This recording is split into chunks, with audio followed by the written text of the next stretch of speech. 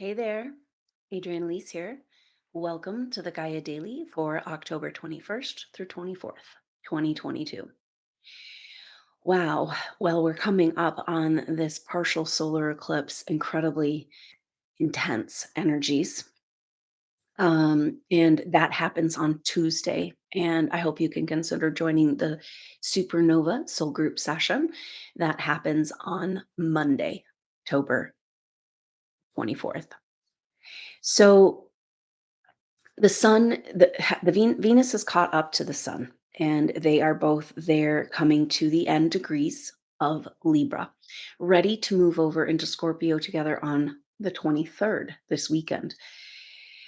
And this partial solar eclipse happens at 2 degrees Scorpio at exactly 0 minutes. And it's saying, we can't do it in parts anymore. We have to come together in wholeness and completeness.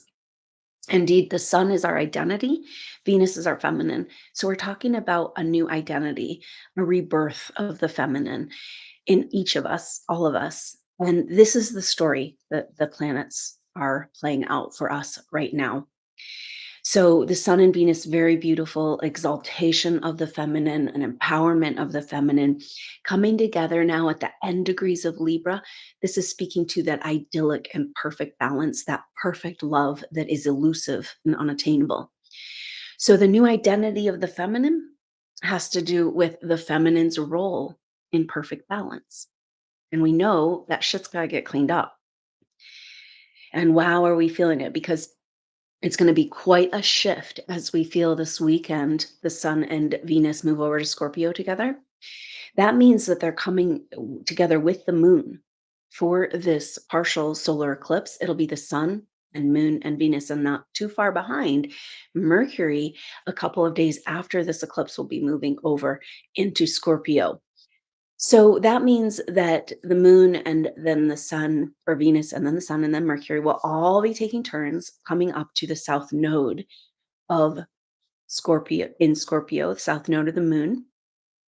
And that will happen in the first week of November, leading up to the next eclipse, a total lunar eclipse that happens on November 8th, election day in the US. So this time between eclipses is always really strange. Eclipses are about endings and beginnings. They're about things that have been hidden, revealed, and they're about time.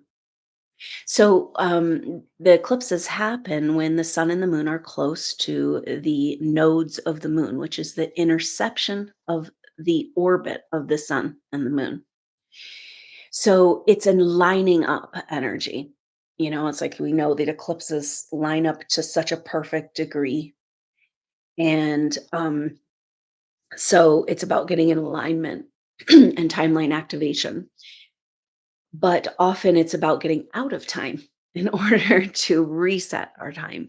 And the time in between eclipses is so strange. And this year, oh my goodness, because we have all of these conjunctions with the South Node, and we haven't had a lot of South Node energy.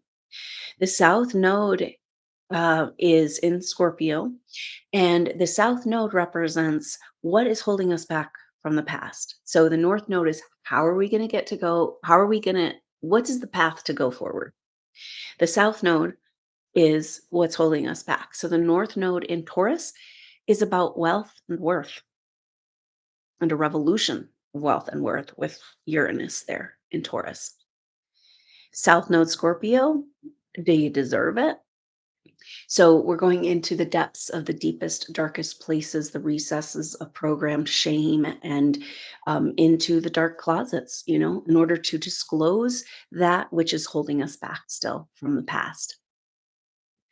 So this time in between eclipses is this first and massive activation. The partial lunar eclipse happens at 16 degrees Taurus. That's just over halfway. And it's kind of a marker saying, and now the nodes move backwards through the signs, but it's a marker saying, because the nodes are at 13 degrees now, and it's kind of saying we made it halfway, over halfway of the nodes in these signs. Are we going to figure out what this is about? And we haven't had really any triggering, very minimal of this Scorpio South node until now. So it's a season of disclosure. And for all of us, being willing to step into the unknown of the rabbit hole, to open our mind beyond what we could conceive as true. We're all being asked to do this and to delve into those deepest, darkest places that have been holding us back. Because it's such an interesting dynamic astrology with all of this. Because Jupiter is sitting now as of October or as of the 18th, Jupiter is sitting at at 0 degrees Aries. It will come to that crux point of 0 degrees Aries on the 28th and move over into Pisces on October 29th. So this is an incredible, interesting energy because the 0 degrees Aries point is about a rebirth, and it's a mystical, magical rebirth. It's the spark of life and creation. It's the beginning. It's everything all contained in one. And so for Jupiter retrograde to be hanging out at this 0 degrees Aries, it's like, whoa, because it's like all this energy of trying to claim back our life force. This is the energy we felt when Jupiter moved into Aries last spring or in the northern hemisphere. And so that energy was like, oh, I I haven't been living. I forgot how to live. I didn't know. I forgot I was alive. And like after the whole health crisis kind of waning out and being like, whoa, it's time for me to take my life back and realizing like we haven't really been living this whole time. And that Jupiter in Aries was like, grab hold of that spark of life. You know, here it is. It's back. You can have this. Grab hold of this. And then when Jupiter went retrograde, right? Still in Aries, though. It's like the hope lives on. The Aries, 0 degrees Aries is also a very important marker out in our evolution because that's where the greater conjunction between Saturn and Jupiter happened at the time of the birth of Christ. And that energy was like an impulse, a spiritual impulse coming to the planet. And those conjunctions happened at in the fishes and the ram. So this place, 0 degrees Aries. Now, this is just a little example because so many people are so confused about the sidereal tropical zodiac, but this is an example why the tropical zodiac is so useful because it's the map of what started that time. And if we are going to look at our evolution according to this map, we need to know where we are since then. Whereas the sidereal zodiac goes with how the progression of where the signs actually are. Anyway, long story, I'll get back to that. But this is an example of how important it is to work with the tropical zodiac for our time right now at the shift of ages, the imprint and the vibrational resonance of the archetypal values and progression of the seasons. So 0 degrees Aries, the beginning of the zodiac, the beginning of spring. It's still the same. So that energy is so powerful. And right now, it's kind of this feeling of, those pictures and that energy of if you watched the hurricane coming in, a hurricane, coming in to Fort Myers Beach, and it was like the tide, just all the water just emptying out. And that's kind of the energy of where we are right now. It was like we felt a swell of potential, and now it's like all draining out, but it's not. It's just we've got to see what's uncovered. We gotta go get those treasures that were stolen from us and, we willingly gave away, and our internal powerful technological intuitive treasures, our soul gifts that we agreed to forget, and we must now remember. So that's what this is about because Jupiter on the 29th next week will move in back into the sign of Pisces. So we've got that's and then Jupiter turns direct on the 24th of November. So we'll feel a big shift then. And that's perfect timing. There's an energy, we'll kind of be feeling like, oh, okay, it might be some clarity by then around what this deep dive is about. We have got a month of total confusion, perhaps. Um, that has to do actually another month we've been in this, but that has to do with the fact that Mars is turning retrograde and in square to Neptune for 2 whole months. We'll be feeling that, and that's bringing a massive confusion.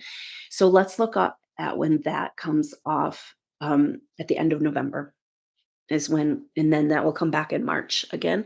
But um, very powerful energy, um, of going deeper into delusions of the Piscean age and the illusions and the lies in order to break free from all delusions and lies. And that's where we are. And so it's a deep journey, but we've already come so far. And if you understand, we're just dipping our toes back in the water so that we can reclaim the magic. Because with the persecution of the light that happened in the Piscean age to such a degree, we didn't get to have our Piscean age. We didn't get to have the mystical spiritual revelation that was, energy that is our birthright. It's kind of just the whole story of this whole evolution, right? And the magic. All we got is lies and manipulation. So we've got to uncover the lies and manipulation, look at our true history and our true technological state. And underneath all of those lies, when the tide goes out, is when we can grab those treasures and remember who we are as far as our true role of being in this true spiritual. So, this is the energy of spiritual rebirth. We have to go into that cocoon, into the womb, and all of the astrology is speaking to this rebirth of our feminine identity. And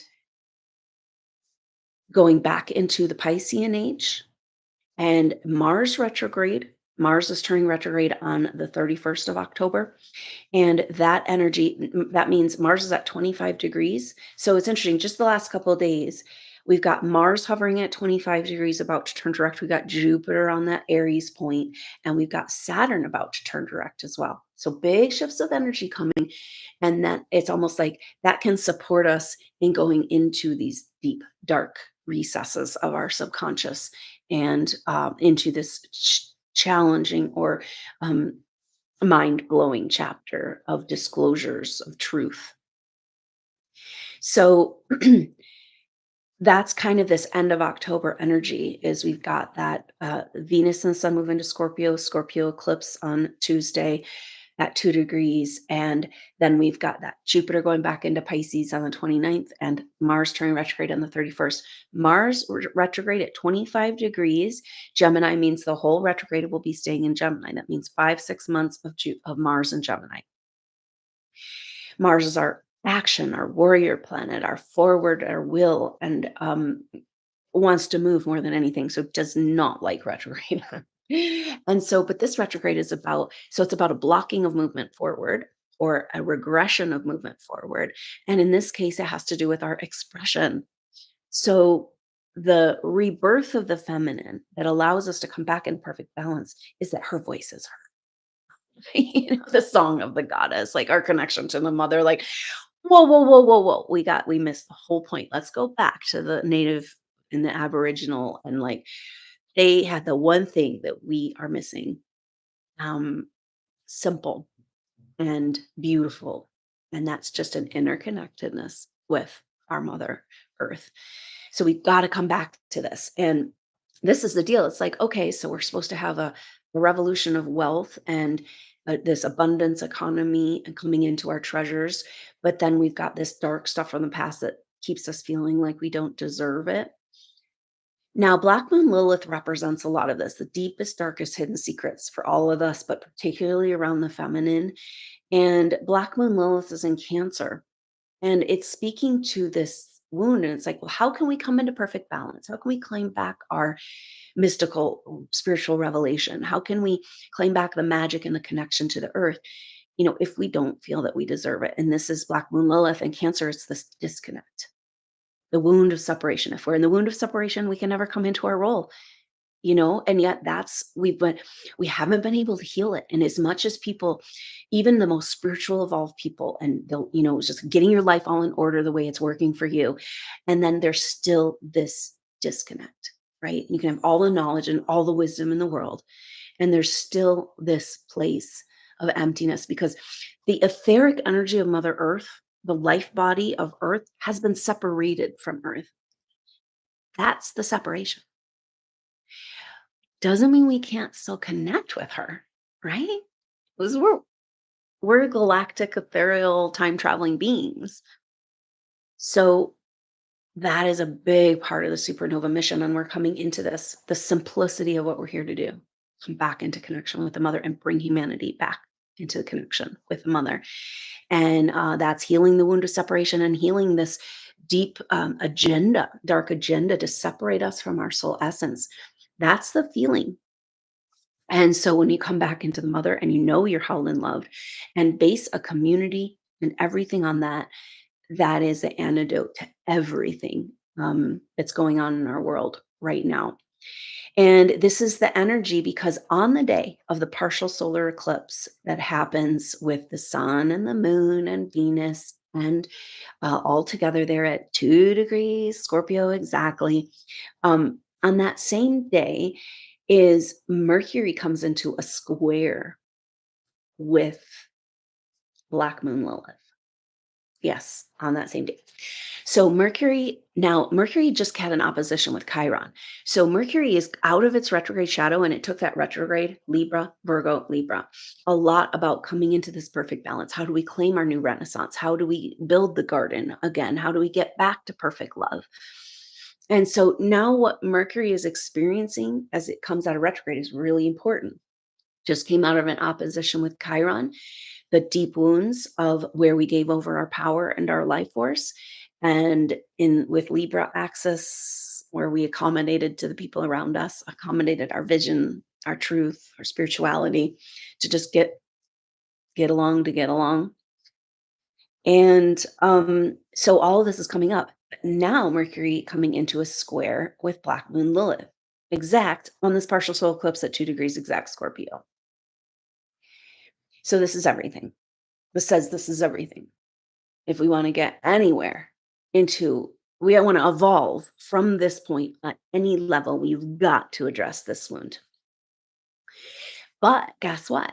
Black Moon Lilith is also in a trine to Neptune. And that is very powerful energy and kind of like piercing a light through all of this darkness back to that the beautiful spiritual mysteries that are available when we are back in connection with the mother and the feminine. So that Black Moon Lilith trine Neptune is really mysterious and magical, and opening us back up to this mystical revelation. But it's like we can't do it while we're pretending we don't have this wound or this disconnect. We're constantly distracting ourselves in this world. And it's like we kind of got to sit. This astrology is about go ahead and be there. Go to the wilderness, go to the desert, go to that place. This is an inner journey. And we got messages about this Mars retrograde from the beginning of this massive initiation, a re-initiation. The supernovas we came in as full initiates, a remembering. And that requires inner work right now. And it's just in this, it's so weird because the whole astrology is saying like Saturn turning direct is like, okay, it's the end of the last 2 years of astrology, basically. And we're kind of moving into a new chapter. Jupiter will go back into Aries and December 21st, and that's new chapter energy. And but this Mars retrograde and Jupiter going back into Pisces right now is just like for right now, we've got a big tide turning towards this spiritual rebirth.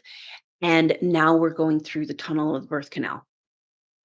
And you need to keep breathing and keep loving and keep bringing yourself back to center.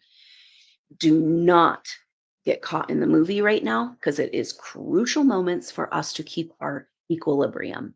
This is part of the gift of this Mercury retrograde. Mercury retrograde's resolving can bring great clarity. And for this, it's saying like, oh, what is so much about just being able to find balance and peace in my mind, claiming it for ourselves, whatever we need to do to support a new level of health and claiming and understanding how manipulated we've been through our emotions and through dramas and distractions and technologies and just being like, no more. No, you have no claim on my power. You have no claim on my peace. And that's when we're in connection. And that's when we're healed. So here we are. And, it's so, I can just feel Supernova Souls feeling so spread out and so alone through this. But it really, if you just know that this next few months really is about this inner journey so that we can catapult into over the threshold into the next adventure. We're going to feel an increasing energy vibration coming in with the numerology and everything of 2023, because we're going to have Jupiter that coming in back into Aries in December 21st. And then we've got Mars turning direct on January 12th. And then February, Jupiter will come out of retrograde shadow, and March, Mars will come out of retrograde shadow.